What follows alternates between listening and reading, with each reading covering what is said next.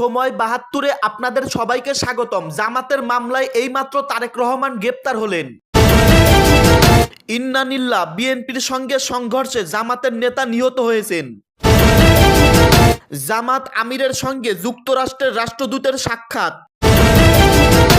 আওয়ামী লীগের নিরপরাধ সমর্থককারীদের পাশে থাকবেন বিএনপি, বললেন মির্জা ফখরুল। টাইম ম্যাগাজিনকে দেওয়া সাক্ষাৎকারে যা বললেন তারেক রহমান। দল দেখে না মানুষ দেখে ভোট দেবেন, বললেন মেজর হাফিজ। যারা মায়েদের গায়ে হাত বাড়িয়েছেন ক্ষমা চান, বললেন ডক্টর শফিকুর রহমান। ইসলামী নীতি অনুযায়ী রাষ্ট্র পরিচালনা করবে, জামাতের মতো ধোঁকা দেবে না, বললেন চরমোনাই পীর। সর্বশেষ জানবেন নির্বাচন যে কোনো সময় স্থগিত হবে এবং জামাত এবং বিএনপির সঙ্গে গৃহযুদ্ধ আসন্ন। এতক্ষণ শুনলেন সংবাদ শিরোনাম, এখন শুনবেন বিস্তারিত। বিএনপির সঙ্গে সংঘর্ষে জামাত নেতা নিহত। শেরপুরে বিএনপি ও জামাতের সংঘর্ষের ঘটনায় শ্রীবর্দী উপজেলা জামাতের সেক্রেটারি রেজাউল করিম মারা গেছেন। বুধবার ২৮ জানুয়ারি রাত 9:45টায় চিকিৎসাধীন ময়মনসিংহ মেডিকেল কলেজ হাসপাতালে তার মৃত্যু হয়। প্রত্যক্ষদর্শীরা জানান, শেরপুর ৩ আসনের প্রার্থীদের উপস্থিতিতে ঝিনাইগাতি মিনি স্টেডিয়াম মাঠে নির্বাচনী ইশতেহার ঘোষণা অনুষ্ঠানের আয়োজন করে উপজেলা প্রশাসন। অনুষ্ঠানে জামাত প্রার্থী নুরুজ্জামান বাদলের সমর্থকের আগে থেকেই মঞ্চের সামনে আসন গ্রহণ করেন।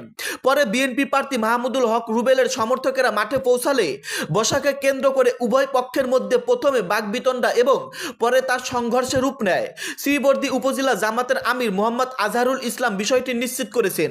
তিনি জানান, বিকাল শেরপুর ৩ আসনের সহকারী রিটার্নিং অফিসার কর্তৃক আয়োজিত ইশতেহার পাঠ অনুষ্ঠানে বিএনপি সমর্থকরা বিলম্বে এসে চেয়ারে বসা নিয়ে বাকবিতণ্ডা এবং হাতাহাতির ঘটনাকে কেন্দ্র করে দেশীয় অস্ত্র নিয়ে জামাত সমর্থকদের উপর হামলা করে। এ ঘটনায় 50-এর বেশি জামাত সমর্থক আহত হন।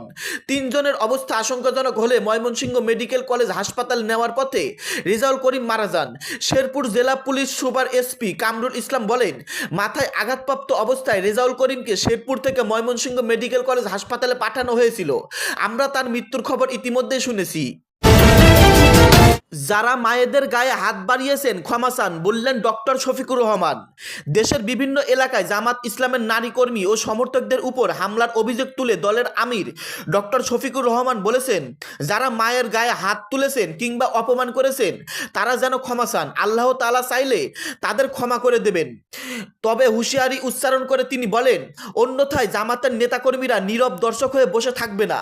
ডক্টর শফিকুর রহমান বলেন, আমাদের জীবনের চাইতে আমাদের মায়েদের ইজ্জতের মূল্য অনেক বেশি। কেউ যদি আবার হাত বাড়ানোর চেষ্টা করে, ইনশাল্লাহ আমরা গালে হাত দিয়ে বসে থাকবো না। আজ বুধবার ২৮ জানুয়ারি বিকালে রাজধানীর মিরপুরে জামাত ইসলামের নারী সমাবেশে প্রধান অতিথির বক্তব্যে এসব কথা বলেন তিনি। মণিপুর বালিকা উচ্চ বিদ্যালয় মাঠে এ সমাবেশ অনুষ্ঠিত হয়। জামাতের আমির আরও বলেন, আমরা মায়ের সন্তানেরা, আমরা গর্জে উঠব, যে কোনো মূল্যে আমাদের মায়েদের মর্যাদা ইনশাল্লাহ রক্ষা করব। অপশন 2টা, একটা হলো নিজে পরিবর্তন হয়ে ভালো হয়ে যাওয়া, মাকে সম্মান করা, আর না হলে পরবর্তী পরিস্থিতির জন্য সমস্ত দায় নিতে প্রস্তুত থাকতে হবে। সমাজ ব্যবস্থা নিয়ে নিজের অবস্থান ব্যাখ্যা করতে গিয়ে ডক্টর শফিকুর রহমান বলেন, আমরা মাতৃত্বকান্তিও চাই না, পিতৃত্ব চাই না, আমরা একটি মানবিক সমাজ চাই। নারী পুরুষ উভয়ের সমন্বয়ে আমরা মানবিক সমাজ গড়ে তুলতে চাই। আমরা কোনো ক্লেশ চাই না, কোনো বিভাজন চাই না, ধর্ম চাই না, বর্ণ চাই না, এমনকি জেন্ডারেও কোনো বৈষম্য চাই না। ভোটারদের প্রতি আহ্বান জানিয়ে তিনি বলেন, 12 তারিখে 2টি ভোট রয়েছে, একটি হলো হ্যাঁ ভোট, একটি হলো মানে বাংলাদেশ জিতে যাওয়া। হ্যাঁ মানে আজাদি, আর হ্যাঁ মানে ফ্যাসিবাদীর যন্ত্রণা আর ফিরে না আসা। ইনশাল্লাহ আমাদের প্রথম ভোটটি হবে হ্যাঁ। দ্বিতীয় ভোটের প্রসঙ্গে জামাতের আমির বলেন, এটি হবে ন্যায় ও ইনসাফের পক্ষে। তিনি বলেন, দূর অতীতে ফিরে যাওয়ার প্রয়োজন নেই। যেদিন থেকে আল্লাহ আমাদের মুক্তির ব্যবস্থা করে দিলেন 5 আগস্ট 2024 সাল থেকে কার আমলনামা কেমন, কার দৃষ্টিভঙ্গি, চলাফেরা, কাজকর্ম ও আচরণ কেমন তা সবার সামনে স্পষ্ট। যাদের সুনীতির উপর ভরসা পাওয়া যাবে, যাদের উপর আস্থা রাখা যাবে, ইনশাল্লাহ আল্লাহ 12 তারিখের ভোট তাদের পক্ষেই যাবে। আওয়ামী লীগের নিরপরাধ সমর্থককারীদের পাশে থাকবে বিএনপি, বললেন মির্জা ফখরুল। বিএনপির মহাসচিব মির্জা ফখরুল ইসলাম আলমগীর বলেছেন, এবার তো নৌকা নাই, হাসিনা ভারতে চলে গেছে, মাঝখানে তার যে সমর্থক আছে তাদের বিপদে ফেলে গেছে, আমরা বিপদে তাদের পাশে দাঁড়িয়েছি। আওয়ামী লীগের নিরপরাধ সমর্থককারীদের পাশে থাকবে বিএনপি। বিএনপির মহাসচিব আরও বলেন, আর মাত্র 15 দিন পর জাতীয় সংসদ নির্বাচন হবে। আমাদের মনে আছে এর আগে আমরা এমপি নির্বাচন করেছি 15 বছর আগে, মাঝখানে আমরা কোনো ভোট দিতে পারিনি, সব ভোট নিয়ে গেছে ফ্যাসিস্ট হাসিনার লোকেরা অথবা পুলিশ ও প্রশাসন। এবার সঠিক একটা ভোট হবে বলে আমরা আশা করছি, অর্থাৎ যার ভোট তিনি দিতে পারবেন, যাকে খুশি তাকে দিতে পারবেন। তিনি বলেন, আমরা এখন একটু স্বস্তিতে আছি, আরামে আছি, তবে পুরোপুরি আরামে নেই। জিনিসপত্রের দাম খুব বাড়ছে, তবে আইন শৃঙ্খলা পরিস্থিতি মনে হয় আগের চেয়ে একটু ভালো হয়েছে।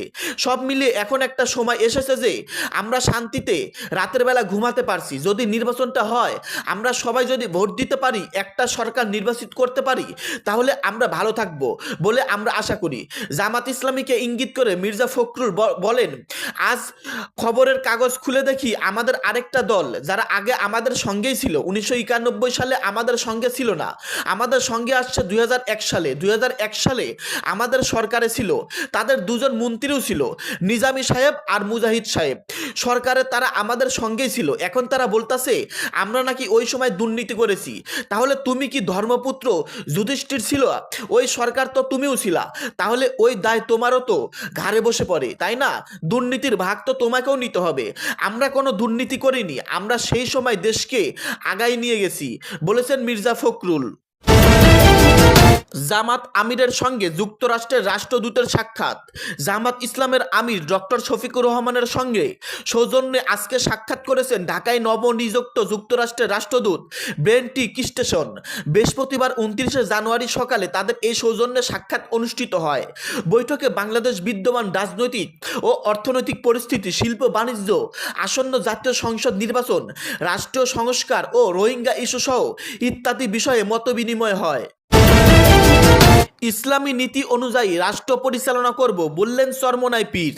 ইসলামী আন্দোলন বাংলাদেশের আমির পীর সাহেব চরমোনাই মুফতি সৈয়দ মোহাম্মদ রেজাউল করিম বলেছেন, সরকার গঠন করতে পারলে ইসলামী নীতি অনুযায়ী রাষ্ট্র পরিচালনা করব, যেখানে দুর্নীতি থাকবে না, চাঁদাবাজি থাকবে না। কথা কাজে মিল পায় নাই, সেটা হলো চরমোনাই। উল্লেখ করে মুফতি সৈয়দ মোহাম্মদ রেজাউল করিম বলেন, বিগত শাসক ভালো হলে এ দেশ সোনার খনি হতো। জামাত ইসলামীর সঙ্গে জোটবদ্ধ 11 দল থেকে বের হয়ে যাওয়া প্রসঙ্গে তিনি বলেন, জামাত ইসলামী স্পষ্টভাবে বলেছে তারা শরিয়া অনুযায়ী দেশ পরিচালনা করবে না, প্রচলিত নিয়মেই দেশ পরিচালনা করবে। সেই লক্ষ্যকে সামনে নিয়ে আমরা যখন তাদের সাথে আলোচনা করেছিলাম, তখন তাদের চিন্তাটা ছিল আলাদা, আমাদের চিন্তাটা হয়ে গেল আলাদা। বাধ্য হয়েই আমরা মানুষের সামনে কমিটমেন্ট করেছিলাম যে ইসলামের পক্ষের বাক্স একটাই, সেটা ইসলামী আন্দোলন বাংলাদেশ, যার প্রতীক হলো হাত পাখা। ভালোর পক্ষে, ইসলামের পক্ষে, কল্যাণের পক্ষে কাজ করার জন্য আহ্বান জানান তিনি। দর্শক, এতক্ষণ শুনতে পারলেন আপনারা গুরুত্বপূর্ণ প্রতিবেদন। আমাদের দেশে কোথায় কি ঘটতেছে, কি হচ্ছে, নির্বাচনকে নিয়ে আমাদের দেশে কি হওয়ার সম্ভাবনা রয়েছে। সেই সাথে ইতিমধ্যে জামাতের একজন নেতা নিহত হয়ে গেছেন, অপরদিকে তারেক রহমানের বিষয়ে মামলা করতে যাচ্ছেন জামাতের আমির শফিকুর রহমান। সবকিছু মিলিয়ে আমাদের দেশে কি গৃহযুদ্ধ আসন্ন? দর্শক, এই সম্পর্কে আপনাদের মতামত ভিডিওর কমেন্টে অবশ্যই লিখে জানিয়ে দিবেন। এবং ভিডিওটি শেষ করার আগে আজকে ছোট্ট একটি অনুরোধ করতেছি, সময় 72 ইউটিউব চ্যানেলটাকে সাবস্ক্রাইব করে সঙ্গেই থাকবেন। ধন্যবাদ।